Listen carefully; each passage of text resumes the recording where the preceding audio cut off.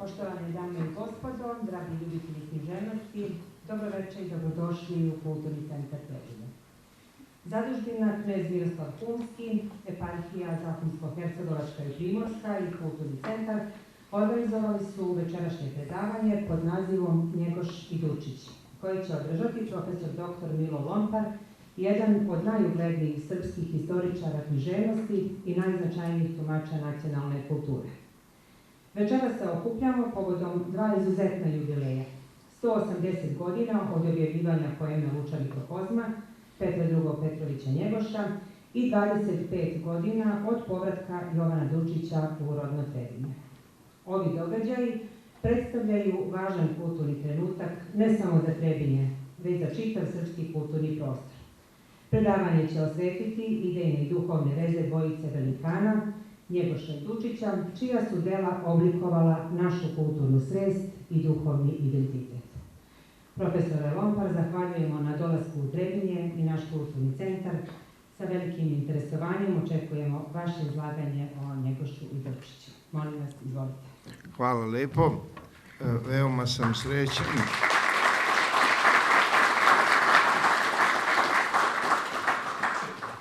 Veoma sam srećan što sam u prilici da na ovom mestu i ovom gradu kažem nekoliko reči o nekim od najznačajnijih imena srpske kulture uopšte.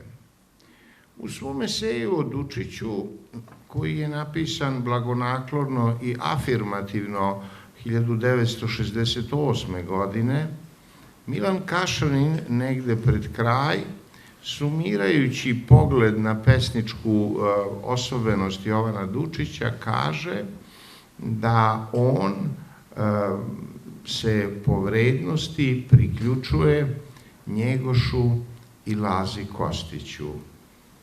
Istina je, nastavlja Kašanin, da on nema njihov temperament, ali nemaju ni oni njegov rafinman.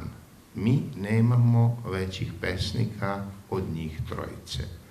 Tako on zaključuje ovaj esej, označavajući nešto što je karakteristično i za njegov naraštaj, kao i za tradiciju unutar koje i sam razumeva celokupnost srpske književnosti.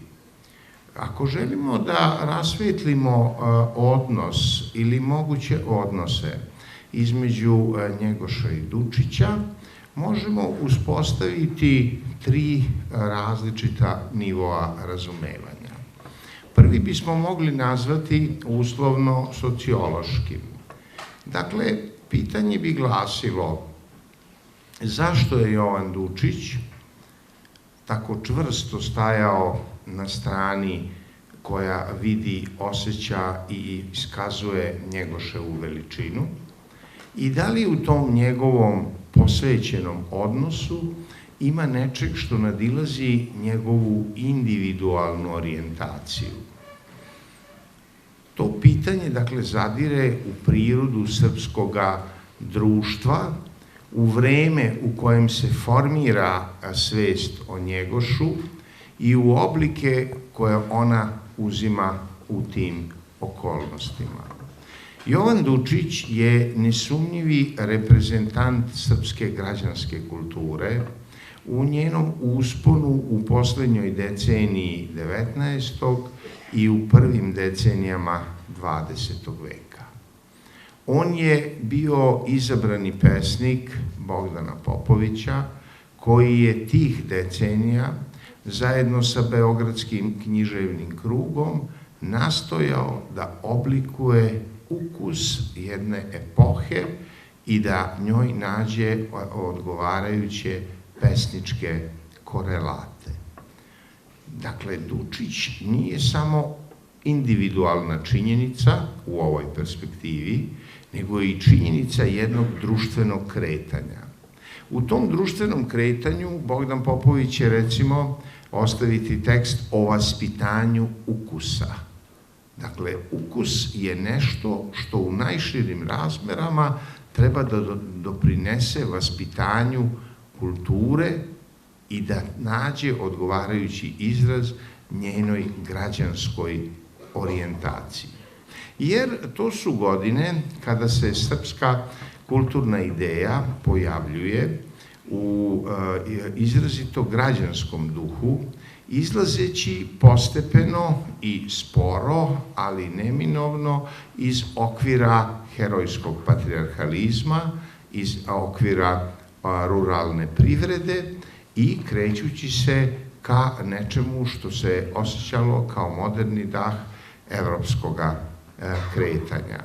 I to je bilo tako u gotovo svim zemljama u kojima je srpski narod živeo, naročito u onim zemljama u kojima se on građanski i politički organizovao, poput, recimo, značajnog udela u borbi za crkveno-prosvetnu autonomiju u Bosni i Hercegovini, koji su reprezentovali upravo nosioci građanske svesti, poput Jeftanovića u Sarajevu i Loza u Mostaru, kao i u predelima severno od Save i Dunava, u kojima su se razvili različiti oblici, bilo konzervativne, bilo revolucionarne omladine, pa onda u čitavom jednom pokretu vezanom i za srpske i za jugoslovenske težnje, i naročito u samoj Srbiji, gde se razvijao jedan duh koji je karakterističan po imenovanju beogradski stil.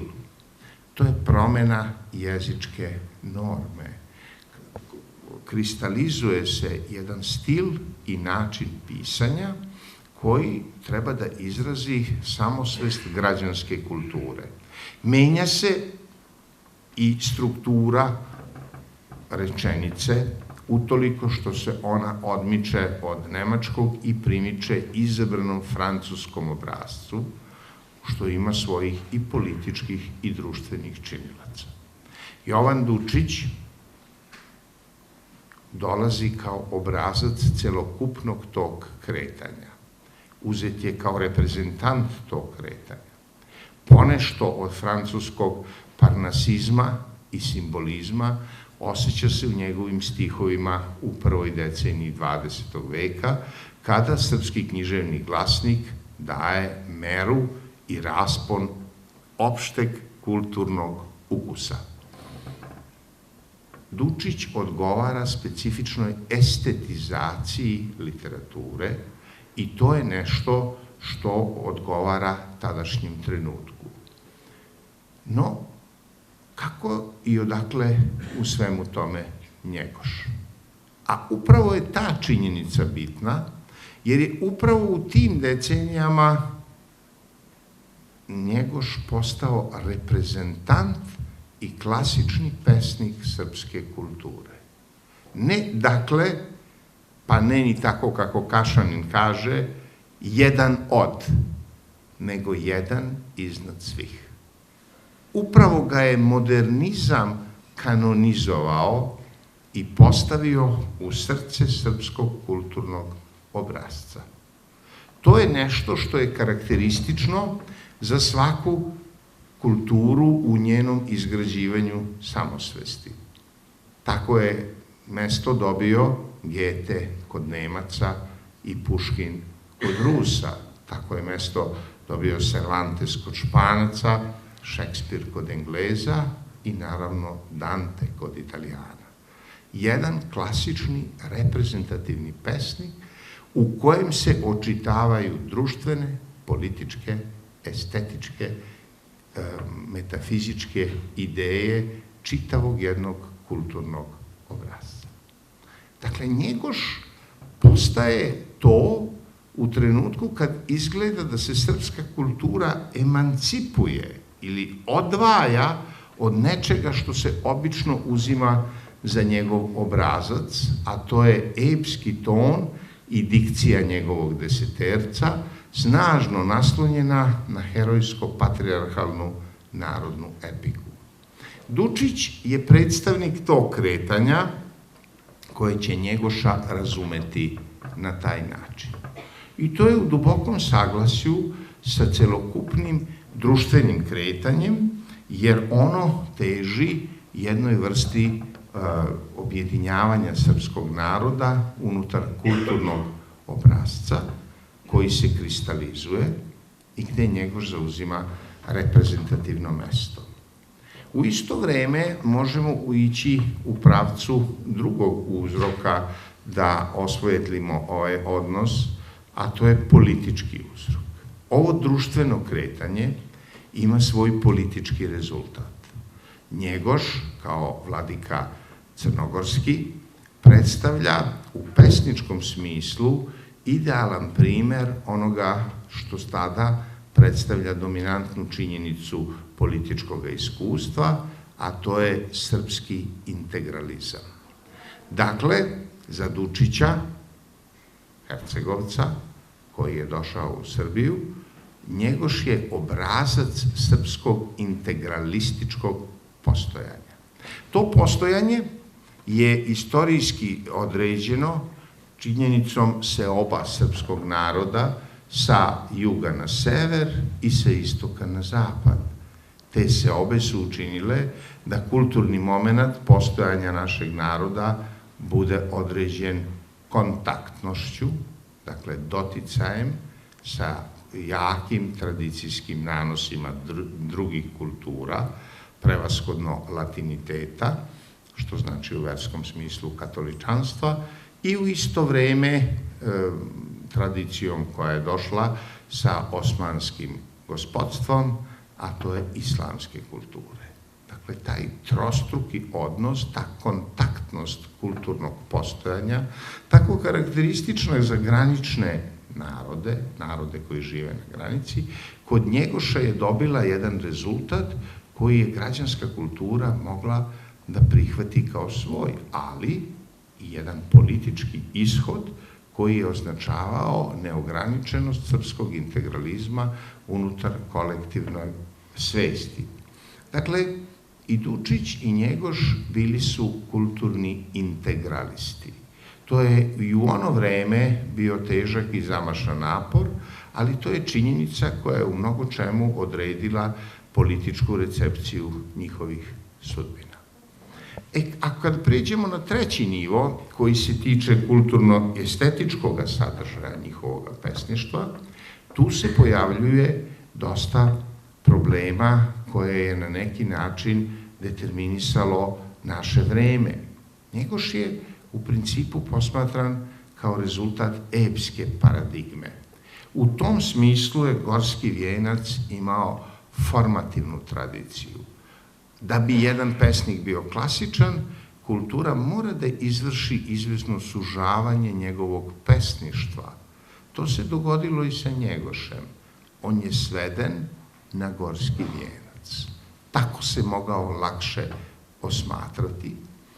I to je bilo nešto što je bilo određujuće za najšire primanje njegovog dela i stiha kod omladine, koja je bila nosilac revolucionarnog zanosa, kod intelektualaca koji su unutar njegovog dela videli kopču sa većim tradicijama od srpske i u svakom pogledu kod onih koje je još uvek nadahnjivao dah pesničkih gusala. No, Njegoš je ipak bio šire od toga i o tome je najubedljivije svedočila Luča mikrokozma i to je nešto što omogućava da vidimo jednu vrstu veze i sa pesnicima modernizma kojima je nesumnjivo Dučić pripadao. Ta veza se određuje u prirodi pesničke refleksije. Dakle, ono što se pronalazilo kod Njegoša bilo je dvojstvo epske kulture i lirske refleksije. Lirska refleksija označava kontemplativan, individualistički i meditativan odnos prema čoveku i svetu. To je u stihovima cetinskog vladike bilo vidljivo. No, to kod Dučića izgleda drugčije. Dučić je nesumnjivo u svojoj lirskoj refleksiji bio, kako je to zapisao njemu sklon Milan Kašanin, najveći Latin naše poezije. Kontaktna priroda kulture srpske u Dučiću je odzvonila velikom snagom pesničkoga prihvatanja latinske tradicije. Kod Njegoša lirska refleksija dolazi iz prevashodno istočnih tradicija pravoslavnog duhovnog sveta, naročito vezano za neoplatonsko nasleđe i za rano hrišćansku recepciju platonizma. Ta dva izvora nisu tako bliska. No, sada možemo da se zapitamo kuda vodi ta pesnička dimenzija. Na prvi pogled i prvi Dučić ne deluje blisko pesniku ne samo Gorskog vjenca, nego i Luče mikrokozma. Setimo se nekih od tih stihova. Večeras gospo u kneza na valu, igraćemo opet burni valsko prije. S radošću na licu minućemo salu, kao da nikad ništa bilo nije. A zatim će doći veseli kadrili, muzika će sjajna da huči ko bura, gospoda će biti u mletačkoj svili, gospođe u svili od tamnog velura. Zatim će vlastela uz bore da tonu, mlađi o junaštvu, pesničustvu i vinu, stariji o nebu, o skolastici, o starom Platonu. Mi ćemo, međutim, sesti u dnu cale, ne slušajući tezu, i napisat ću vam hitro, ko od šale, jedan tužan sonet na vašu lepezu. Pored savršenog izraza i čuvenog versifikatorskog umeća, ovde tačno osjećamo da se pesma ne zove slučajno Dubrovački madrigal, da nosi dah mora i da nosi jednu vrstu emocije koja ima svoje korene u srpskoj tradiciji, koja je dobar primer za ovo što kažem kontaktnu prirodu srpske kulture, ali ne njen dominantni pravac. Njen dominantni pravac odjekuje unutar tonaliteta Njegoševog pesničkog izraza i dolazi sa drugih istočnika. Nešto od te prirode lirskoga tona možemo čuti u posveti za Luču mikrokozma, posveti Simi Sarajliji. Naše žizni proljeće je kratko, znojno ljeto za njime sljeduje, smutna jesen i ledena zima, dan za danom vjenčaje se tokom, svaki našom ponaosob mukom, nema dana koji mi želimo, ni blaženstva za kojim čeznemo. Ko će vjetar ludi zauzdati, kol pučini zabranit kipjeti, kol granicu želji naznačiti. Iako su to dva različita tona, ono što ih određuje, pa i dva različita pesnička dometa, ono što ih određuje jeste lirska refleksija.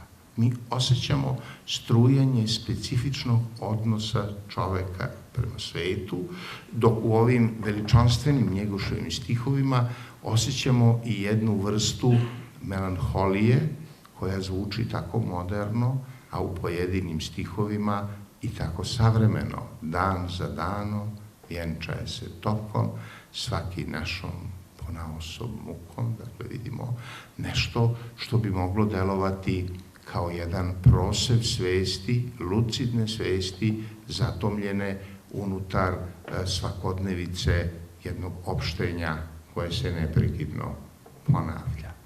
Dakle, vidimo da razlike u kulturnim recepcijama ovih pesnika nisu tako male.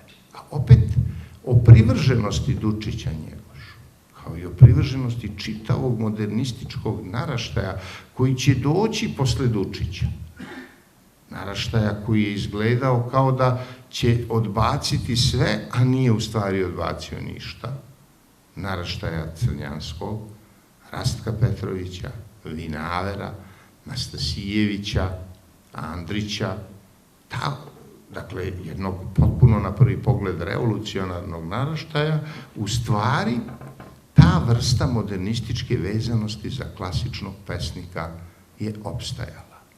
I ona je opstajala u dva pravca. U pravcu pesničkom i u pravcu akademskom, profesorskom.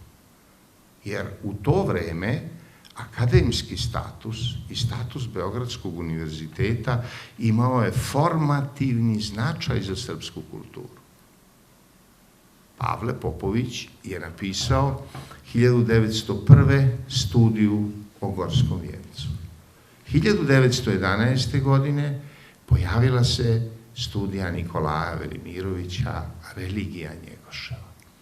To su dve izuzetno važne knjige. Pavla Popovića u recepciji Gorskog vijenca, Nikolaja Velimirovića u recepciji Luče mikrokozma. Nikolaj Velimirović je mlad bogoslov, školovan i oglašava se jednom potpuno nekonvencionalnom knjigom. Toliko nekonvencionalnom da je izrazitog sekularistu i republikanca, kakav je bio Jovan Skerlić, izazvala da napiše pohvalni prikaz i da pokaže širinu i raznoobličnost književnog iskustva koje je vladalo u toj poetici i u tom naraštaju.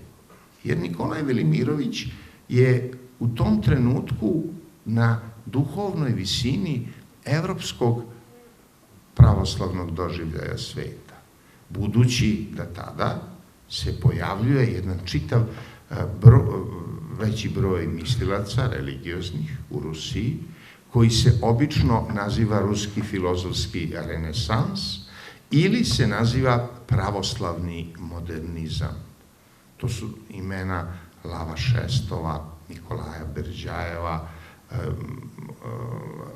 Rozanova, dakle je imena pisaca koji su na temama Dostojevskog i tada izuzetno aktuelnog Ničea iznova pokušavali da osmisle odnos prema svetu. I Nikolaj Velimirović, ovoj knjizi o Njegošu, pominje i razmatra Ničea.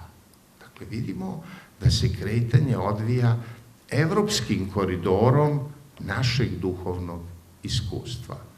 Ta činjenica je od velikog značaja i u toj činjenici se formira i iskustvo Jovana Dučića. Vremenom će ono poprimati podrobnije i dublje sadržaje.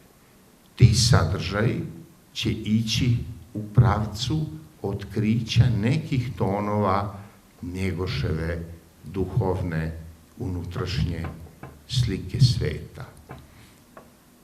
U Luči mikrokozma Njegoš kaže: ako istok sunce svjetlo rađa, ako biće vri u luče sjaje, ako zemlja priviđenje nije, duša ljudska jeste besamrtna.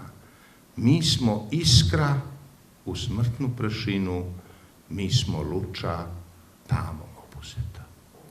Ovaj moment je izuzetno važan, jer on pokazuje da pesnik postavlja stvari u dubokoj tradiciji jednog nasleđa, borbe materije i duha, jednog nasleđa gde titraju, uočio je to još Nikolaj Velimirović, oblici ne samo pravovernih, nego i nepravovernih učenja, gnostički oblici, dakle materije koja se odbija i taj moment se povezuje sa savremenim osjećanjem sveta gde je lucidnost čovekove svesti jedino što prozire tamu koja se oko njega obavija. Dakle, ti momenti otkrivaju jednu vrstu lirske refleksije koja je u našem pesniku doprimila značenja nečega što određuje njegov književni izraz. Dakle, na toj tradiciji nastaju neki od stihova kojima Jovan Dučić završava svoj pesnički oblik, ali oni su drugčiji. Nisu, dakle, isti po pravcu, nisu isti ni po intenzitetu, ali su isti po jednoj vrsti lirskoga odnosa čoveka i sveta. Recimo,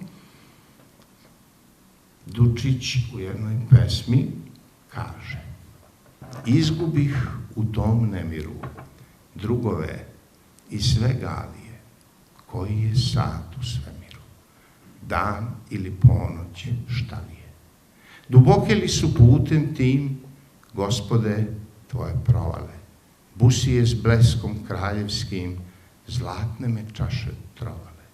Suncima tvojim opijen, sjajem nebeskih ravnica, neznak za tvoju zamku, sen, dno tvojih gnusnih tamnica, i kad se otkri putanja, sva sunca gde su zapala, na moru tvog ćutanja, kao dažd, noć je kapala.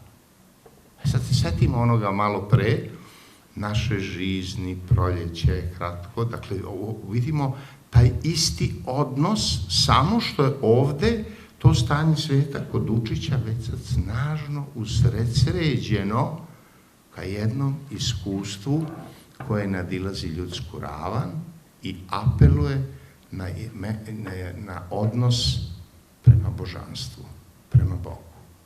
Ali vidimo da tu postoji ova duša ljudska, jeste besamrtna, mi smo iskra u smrtnu prašinu. A kod Dučića imamo zlatne me čaše trova. Mi smo luča tamom obuzeta. A kod Dučića imamo kao dažd, noć je kapala. Dakle, vidimo da ta vrsta emocije, ta vrsta intenziteta i ta vrsta pronalaska osjećajnosti jeste nešto što stvara vezu između ovih pesnika i može se nazvati i nazivano je u različitim teorijskim oblicima književnosti lirskom metafizikom. Dakle, ako bismo govorili o susretu ovih pesnika, mi ne bismo govorili da je taj susret predodređen nečim što bi bilo društveno kretanje. To je spoljašnji omotač samoga susreta. Pa čak i nečim što bi bio politički trenutak tog društvenog kretanja. Jer i to ostaje negde na površini njihovog susreta. Nije beznačajno, ali nije formativno. Formativno je nešto što je najdalje od svega toga. Formativno je lirsko jezgro iz kog pulsira odnos prema Bogu i prema čoveku. To je nešto čemu se Dučić postepeno približavao. I približavajući se tome, on se približavao Njegošu kao da je otkrivao zbog čega ga je tajanstvena pojava cetinskog pustinjaka tako snažno privlačila, mimo onih nanosa koje je našao unutar same i svoje kulture. Tako da taj odnos se odjednom pojavio između dva rata u jednom slojevitijem, složenijem i produhovljenijem Dučićevom odnosu. Mogli bismo reći da to, odakle je Njegoš pošao, je nešto do čega je Dučić došao. To pokazuje dve stvari. Da je Njegoš pesnik koji je ne samo rođen sa autentičnim znacima genijalnosti, nego i neko koji je iz unutrašnjeg sveta takvog osjećaja koji ima došao na mesto u kojem se svaki pesnik koji je pošao iz makvog drugog pravca s njim mora susresti. Pa se Andrić susreo tako što je u njemu video tragičnog junaka kosovske misli. A Crnjanski, potpuno drugčiji pisac od Andrića, jednako velik, je u njemu video da smo prvi put posle Kosova uspostavili lirski odnos sa Bogom. Dakle, nešto sasvim drugo. Dva velika pisca, modernistička, vide u njemu onu stranu svoje ličnosti, govorimo o pesničkoj ličnosti, kojom dopiru do klasičnog pesnika. Moglo bi se reći da se to nešto dogodilo i sa piscem njima starijeg naraštaja, sa Jovanom Dučićem. I on je pošavši od madrigala, pošavši od razvijenog dvanaesterca, Parnasu simbolističkog, još bakreno nebo raspaljeno sija, crveni rejka od večernjeg žara. Dakle, pošavši od spolja, kretao se slavom svoje književne karijere, jer malo je koji pesnik od nas bio tako hvaljen, slavljen, voljen u tako dugom periodu kao što je to bio Jovan Dučić, ali to njegovo spoljašnje kretanje, koje je često davalo pogrešan utisak o njemu, jer ga je stalno guralo u spoljašnjost, u isto vrijeme je praćeno njegovim unutrašnjim kretanjem, jednom putanjom postavljanja u dublje zone duha.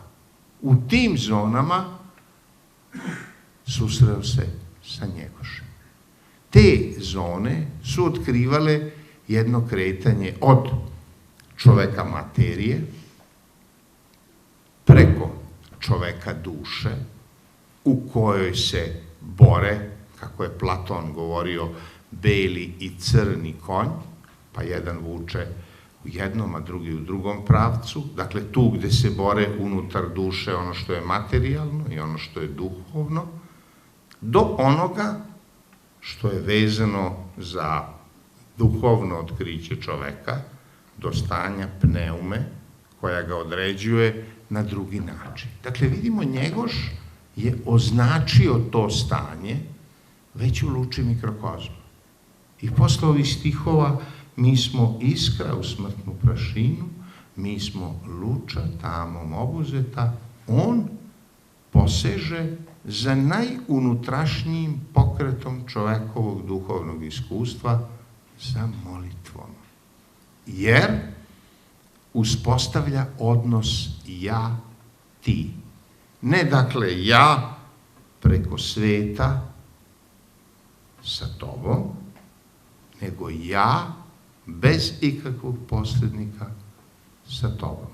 I kaže: o svevišnji tvorče nepostižni, u čovjeka iskra bespredjelnog uma tvoga ogleda se svjetla. Ka svod jedan od tvoje palate što sogleda u pučinu našu. Dan ti svjetlost krune pokazuje, noć porfire tvoje tajinstvene. Dakle, direktan odnos sa Bogom kao otkriće koje se u molitvi pojavljuje. A Plotin je još zapisao da čovek koji se moli nije tuđ ničemu. Dakle, blizak je svemu. Dakle, to je moment koji je za Njegoša karakterističan i koji se u nekim tradicijama naziva momentom mističkog jedinstva ili mističke blizine. No, Dučićeva putanja je bila putanja modernog 20. veka. I u toj putanji istorija je tražila svoje mesto i prilično brutalno ga dobila. U tom trenutku Dučić se ponovo približio Njegošu sa one druge, manje pesničke ili bolje rečeno manje lirske strane. To je bio moment kada je on, razočaran u raspad države čiji je diplomata bio toliko dugo, krenuo na dalek prekookeanski put. Sačuvan je jedan zapis u kom jedan tada mladi student koji se našao u Lisabonu opisuje kako je Dučić koračao ka hidroavionu, to je onaj avion što je na vodi, sa engleskim poslanikom razgovarajući, i onda se s njim pozdravio, kaže, a mene uhvatio pod ruku i rekao mi: hajte, hoću da me na ovaj put isprati Srbin. I tako otišao put Amerike. U Americi su do njega dolazile strašne vesti. Te vesti su imale užasavajući karakter. Ta činjenica je bitno uticala na ovog pesnika, opet u dva pravca. Jedan je bio politički pravac njegovih članaka, gde se on izrazito snažno, izrazito precizno i izrazito pošteno obračunavao sa zabludama jugoslovenstva.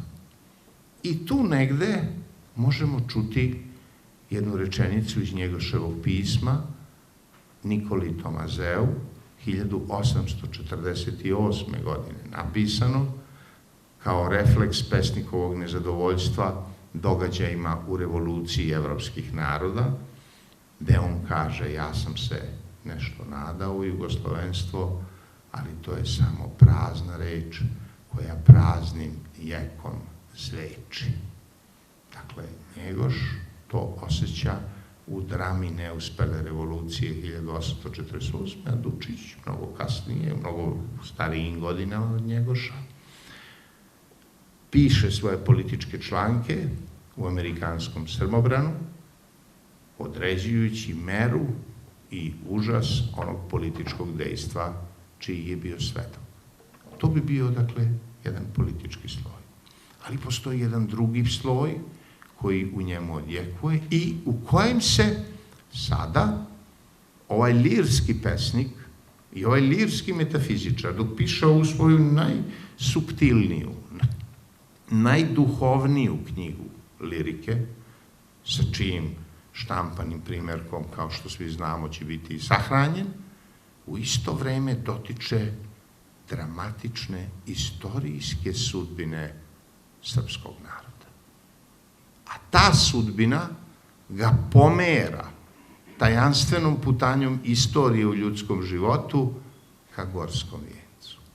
To, dakle, više nije samo Njegoš one luče mikrokozma kao tajnog duhovnog izraza, nego je to Njegoš Gorskog vijenca, drame ljudske sudbine i istorijske sudbine. I tu možemo onda prepoznati taj dosluh kao taj pokret lirske materije kod dvojice pesnika.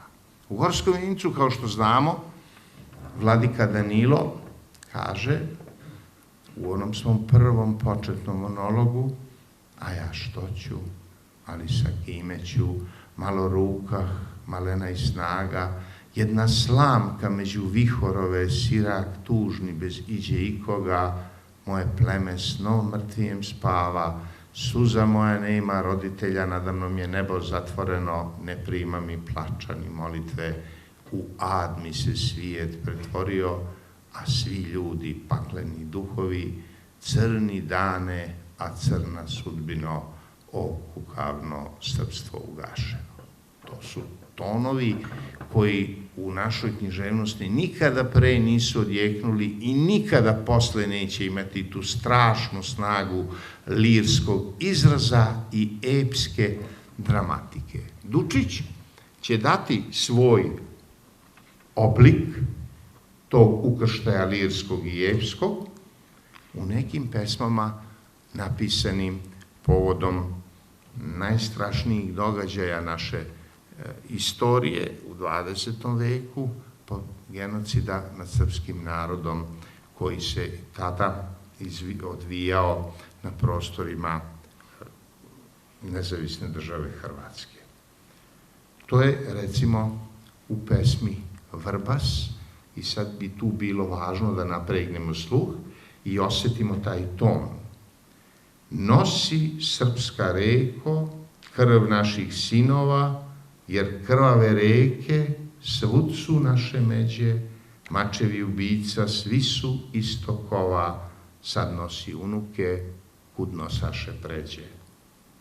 Primi krv nejači u svetle ti pene, 100 puta je zate i pre umirala, da je ne poloču pogane hijene, da ne metnu u nju otrova i kala. Naše su pobede i zastave naše, tvoj veliki zavet, gordosti i besa, jedine u tebi što se ogledaše, jedine ovde digle do nebesa. Beše tada slavna. A sad si iz sveta pevaj, sva krvava kroz njive i luge, naša zvezda slave sad i dalje cveta, pre svačiji sužnji, no i čije sluge, nosi mora krvi, da ih ne pokradu, nosi reko srpska krv nevinih žrtvi, radosne pobede, heroji nam dadu, ali strašnu pravdu izvojuju mrtvi. Ovo već nije onaj Dučić na koga smo navikli. Ovde je već dramatični pečat istorije ostavio svoj trag u pesnikovom duhu. I vidimo kako ga je opet približio Njegošu.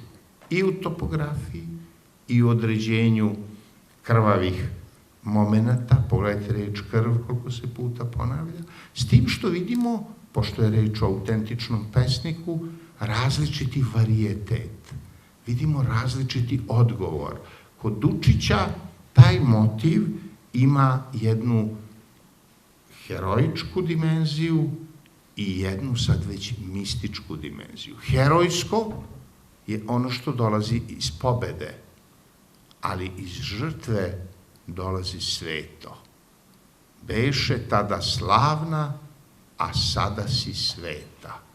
Dakle, Jovan Dučić u dramatici istorijskih događaja konstituiše svetost, sakralnost kao nešto što je od značaja za ne samo individualno, nego i za kolektivno iskustvo.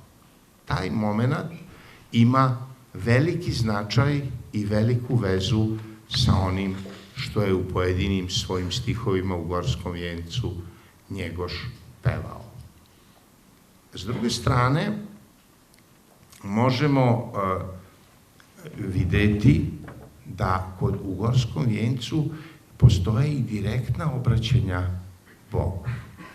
Ta obraćanja koja vladika Danilo na nekim mestima iskazuje imaju izrazito direktan odnos. Znači, kao što u Luči mikrokozma je taj odnos ja-ti. To je jako dobro opisala Isidora Sekulić u svojoj izvanrednoj knjizi o Njegošu, da je rekla da je kod Njegoša odnos sa Bogom direktan odnos ja-ti i taj moment takođe postoji u Gorskom vijencu.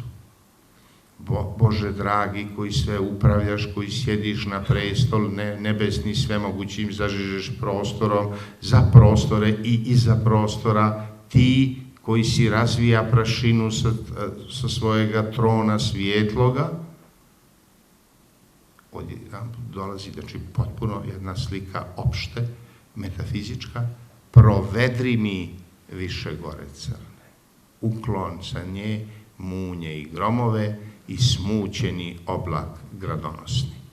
Dakle, najviša univerzalnost, Bog, čista univerzalnost, odjedanput se spušta u apsolutnu pojedinačnost jednoga junaka, književnog junaka, književnog lika i dovodi u vezu sa nečim što je najpojedinačnije u toj sudbini. Toga takođe u ovom dodiru istorije možemo naći i kod Dučića.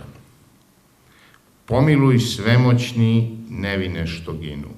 Tebi su pružene njene čiste ruke, za tvoju su oni pali veličinu, na tvoj znak priveli sve suze i muke. Svaka beše zate rana koja tišti, a svaka reč eho tvoga strašnog slova i sad ti kliču samo zgubilišta i sad su nam groblja veća od gradova. Blagoslovi blagi one što su pali, pod nož krivokletstva u podnožje krsta, ni veliki preci nisu drugo znali tim putem u senci tvog velikog prsta. Blagoslovi dobri njihov trag što sjaji, trubu mrtvih uvek, punu tvoga daha i na večnoj brazdi njinih koračaji, mač mrtvih pozlaćen zlatom tvoga praha. Isto u amerikanskom Srbobranu, septembra meseca 1942. godine. Dakle, vidimo opet kako taj odnos se pojavljuje s Bogom, prema Bogu, vidimo kako određuje Boga duči svemoćni, blagi, dobri.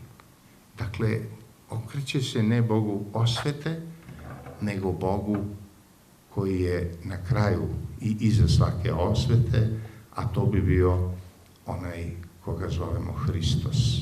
To otkriće Hrista na kraju luče mikrokozma je reč kojom završava Njegoš ovaj svoj najspiritualniji i najtajanstveniji spev.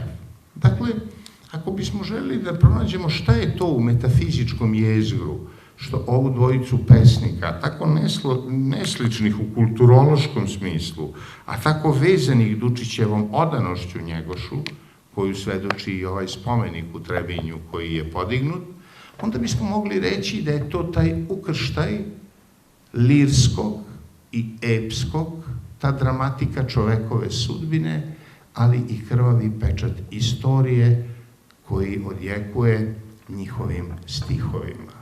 U tom smislu, Jovan Dučić je, kao i drugi naši modernisti, imao osjećanje za tradiciju. I to osjećanje je oblikovao na način koji nije reproduktivan, koji čak nije ni reaktivan, nego koji je kreativan. Tradicija, to je ono što mi razumemo iz prošlosti i ono što iz prošlosti progovara našim glasom. To je opšti nauk modernizma i tome su bili odani svi. Andrić sa tragičnim junakom kosovske misli i Crnjanski, koji jedini od modernista piše knjigu o Svetom Savi.